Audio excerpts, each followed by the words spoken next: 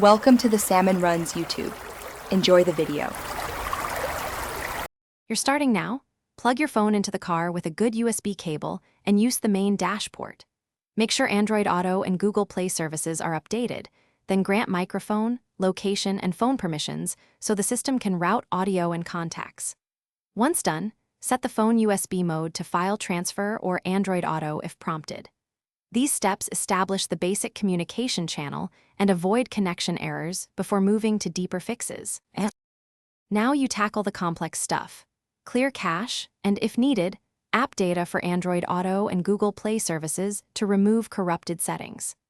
Disable battery optimization so the app isn't killed in the background.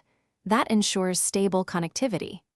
Repair Bluetooth and remove old car entries to prevent pairing conflicts, and switch USB modes between charging and file transfer if the car doesn't recognize the phone. These actions reset and finish by rebooting both your phone and the car head unit to clear residual faults, then reconnect.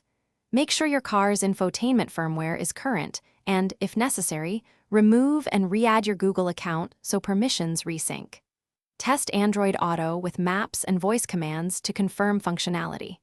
If problems persist, try a different certified USB cable or temporarily disable battery/USB power saving settings on the phone.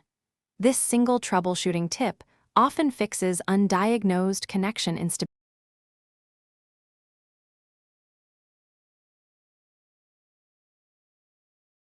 Thanks for watching. Consider subscribing if we helped you.